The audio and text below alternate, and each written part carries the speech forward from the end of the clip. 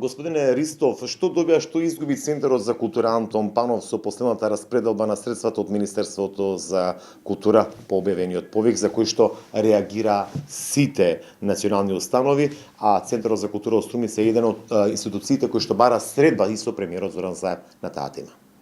Па вака, ние не сме задоволни од средствата кои ги добивме, не дека правиме проблем на тие кои добиле. Јас никој пат не сакам да се споредувам со другите институции кој колку добил и колку не добил, меѓутоа односот према Центарот за култура е на многу ниско ниво. Ние сме институција која е единствена во градот од таков вид. Овде се сите уметници собрани од ликовна дејност, музичка дејност, театарот тука функционира и добивме минимални средства за програмскиот дел кој го баравме.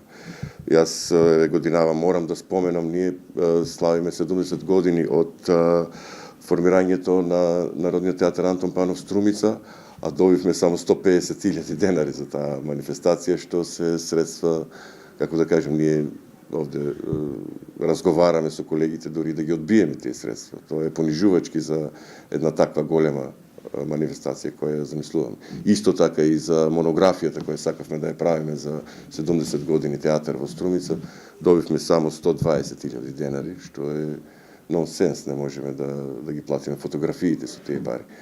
Меѓутоа, сакавме средба со премиерот да поразговараме, да видиме како се распределени средствата, на кој начин се распределуваат, како се рангирани институциите, бидејќи една институција формирана пред неколку години или формирана пред една година добива 3 пати повеќе пари од институции кои години наназад функционират, работат, остават трага во културата.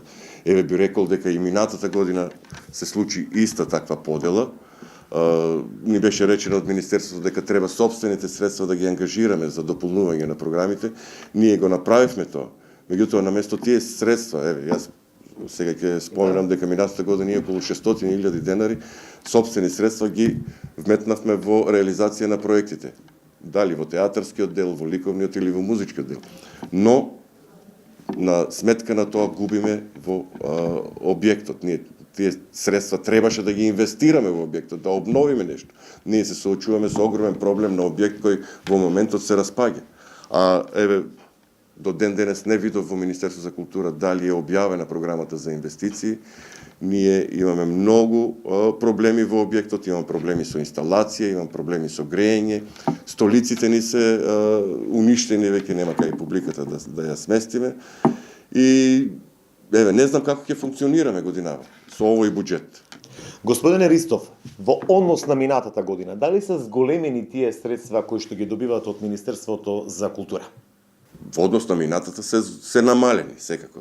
Годинава ние имаме, јас правев некоја математика, околу 3.648.000 денари, што се пари на ниво, би рекол, на местна заедница. Ние сме институција која ја негува културата, ја продуцира културата, која имаме 51 вработен. Тие луѓе треба да им створиме работа. Не дека треба да добиеме се од Министерството. Меѓутоа, барем да се гледа со респект према нас. Ние не седевме овие 2 месеци додека да излезе програмата на културата, ние во неделата имавме премиера на детска представа која направивме со собствени средства. Исто тоа го правиме и во ликовниот сектор, кој што правиме изложби. Но сето тоа ја истоштува институцијата и нема средства за да се возобнови.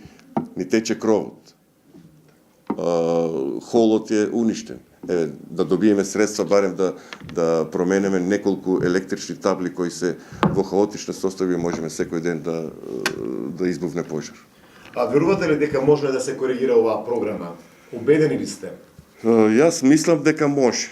Ако се сака, се може.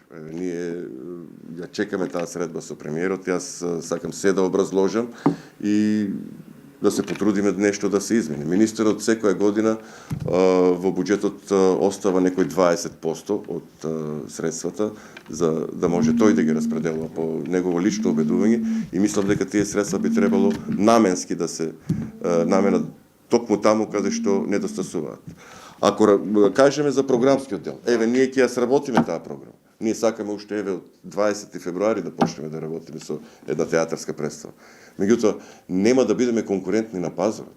Ако ние добиваме 700.000 денари за една театарска представа, а некој друг театар добива 1.800.000, која ќе биде конкуренцијата? И кој е односот на државата према едниот и према другиот театар?